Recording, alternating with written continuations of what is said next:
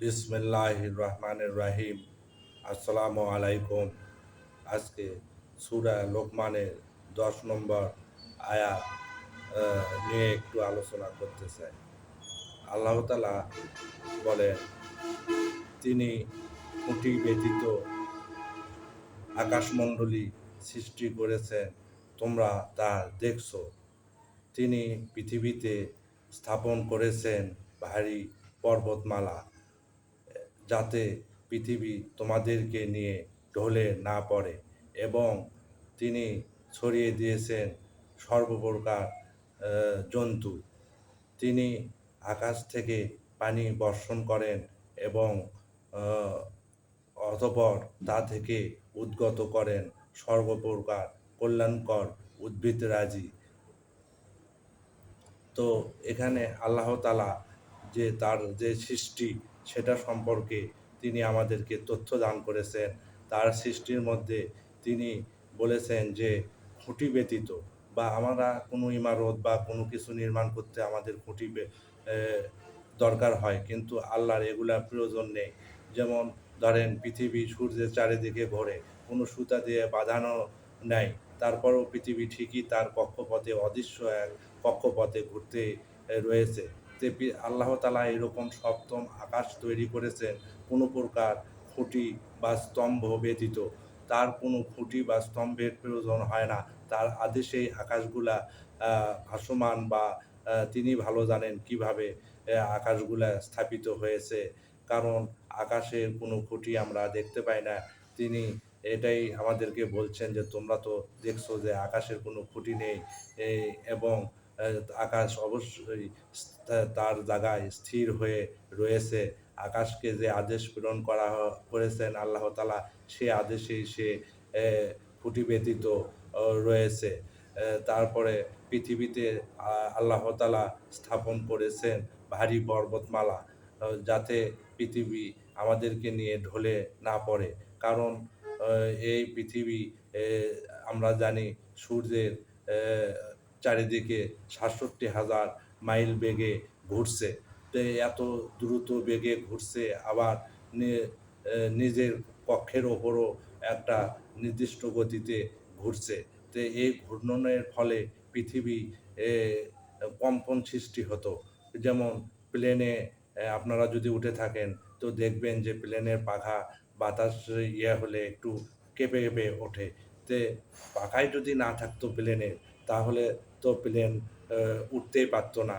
তে এরকম এই জন্য আল্লাহ পর্বতমালাকে ভারী এ এ স্থাপনারও অনুযায়ী পৃথিবীর ওপর পেরেকের মতো বসে দিয়েছেন, এবং এটাও একটা প্লেনের পাকার মতোই কাজ করে। তার ফলে পৃথিবী এ কোনো প্রকার নড়াচড়া বা ছাড়াই এ তার নিজস্ব কক্ষপথে এত দ্রুত গতিতে ঘুরতে থাকে। ৬৭,০০০ মাইল বেগে এ এ পার ঘন্টায় ৬৭,০০০ মাইল বেগে ঘুরতে থাকে। কিন্তু তারপরেও আমরা বুঝতে পারি না পৃথিবীর কোনো কম্পন, বা পৃথিবী তার সঠিক স্থানে সঠিকভাবে এ এ বিচরণ করছে অরবিটে বা কক্ষপথে। তিনি পৃথিবী বিচরণ করতে আছে, এবং এই পৃথিবীতে আল্লাহ তাআলা ছড়িয়ে দিয়েছেন সর্বপ্রকার জন্তু, এবং সেই জন্তু দ্বারা আমরা বিভিন্নভাবে উপকৃত হয়ে থাকি।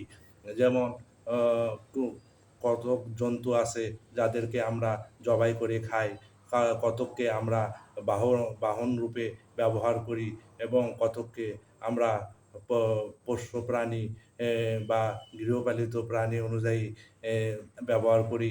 আবার বন জঙ্গলে বহু প্রকার প্রাণী রয়েছে যাদের দ্বারা আমরা মানুষরা উপকৃত হয়ে থাকি, এবং আমাদের বিভিন্ন প্রকার শ্রমসাধ্য কাজ একসময় তাদেরকে দিয়েই করানো হতো।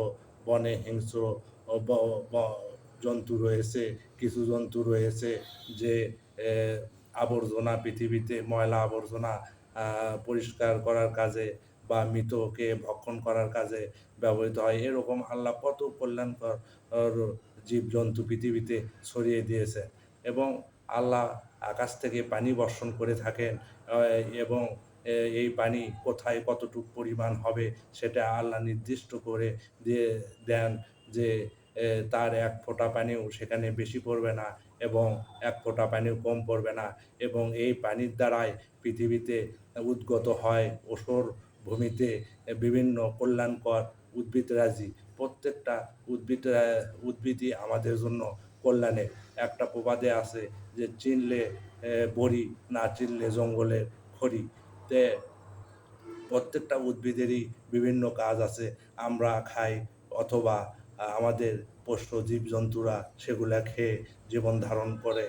তে আ পৃথিবীতে আমরা কত প্রকার ফলমূল, আ ভাত, আ তরকারি এগুলা তো এই উদ্ভিদরাজির থেকেই আসে। আমাদের খাদ্যের সংস্থান মূলত এই পৃথিবীর ওপর আল্লাহর রহমত স্বরূপ যে বৃষ্টি বর্ষণ করেন, সেই বৃষ্টির দ্বারাই পৃথিবীতে এত কিছু উৎপন্ন হয়ে থাকে এবং বৃষ্টির পানি অ্যাকুয়াফার বা মাটির নিচে একটা নির্দিষ্ট ও জায়গায় জমা হয়ে থাকে। আল্লাহ দেখেন কত করুণা, তিনি সেই পানিকে আবার মাটির নিচে রেখে দেন এবং সেখান থেকে আমরা পানি উঠিয়ে আমরা খাওয়া-দাওয়ার কাজে ব্যবহার করি এবং সেচ কাজেও ব্যবহার করে থাকি। কৃষিকাজে পানি ছাড়া একেবারেই অসম্ভব ব্যাপার। আমাদের কৃষিপ্রধান দেশে আল্লাহর কত অনুগ্রহ যে তিনি আমাদেরকে বৃষ্টি বর্ষণ করান এবং কত কল্যাণকর উদ্ভিদরাজি এখান থেকে উৎপন্ন করে আমাদের উদর পূর্ণ করি আমরা। তার দেওয়া রিজিক স্বরূপ আমরা এসব খেয়ে থাকি এবং এগুলা উৎপাদন হয়ে থাকে। তার জন্য আমাদের তার কাছে কৃতজ্ঞতা প্রকাশ করা উচিত এবং আ আমাদের শুকরিয়া আদায় করা উচিত। আ আজকে এ পর্যন্তই। আল্লাহ হাফেজ।